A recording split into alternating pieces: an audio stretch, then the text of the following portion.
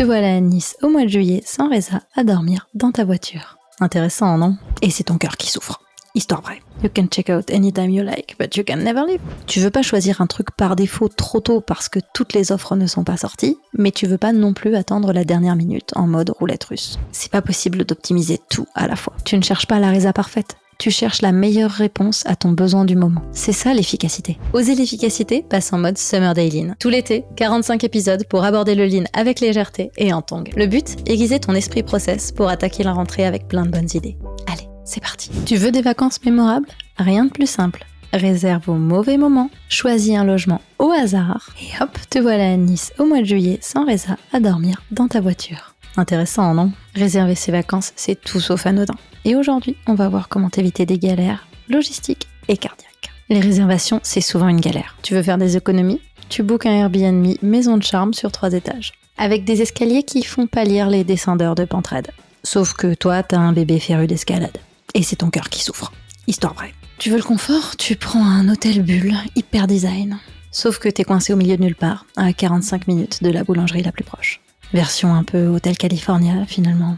You can check out anytime you like, but you can never leave. Et si jamais tu prends le pari de ne rien réserver, ça peut passer dans la Creuse, mais si t'as choisi Nice au mois de juillet, j'espère que ta voiture est confortable. Cet épisode me donne l'occasion de ne partager pas un, mais 2 concepts lean.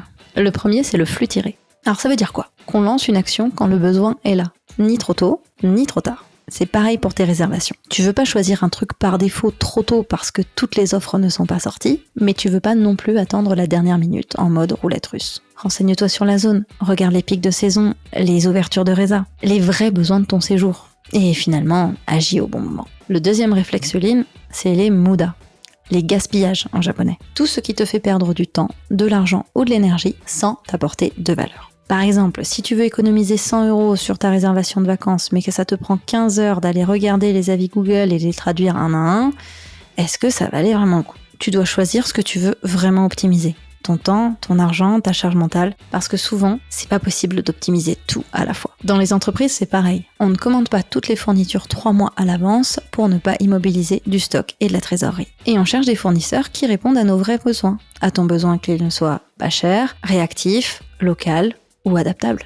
Dans tous les cas, tu ne prends pas le premier venu. Tu arbitres selon ta stratégie. Cette semaine, si tu réserves tes vacances, pose-toi 2 questions. Quel est mon critère le plus important? Emplacement, confort, prix, liberté? Et quel est le meilleur moment pour réserver en fonction de ma destination? Tu ne cherches pas la Reza parfaite. Tu cherches la meilleure réponse à ton besoin du moment. C'est ça l'efficacité. Tu es au cœur du Summer Day Lean et cette semaine, on anticipe nos vacances comme un chef de projet. Pour aller plus loin, tu peux t'abonner au Summer Day Lean Club et recevoir dans ta boîte mail les ressources complémentaires et les plans d'action des épisodes. Demain, on parle moyens de transport et comment ne pas faire exploser sa charge mentale en choisissant quel est le meilleur moyen de rejoindre le lieu de ton repos estival. En attendant, pense à ta prochaine Reza et dis-toi que ton dos, ton porte-monnaie et ta liberté n'ont pas toujours les mêmes intérêts.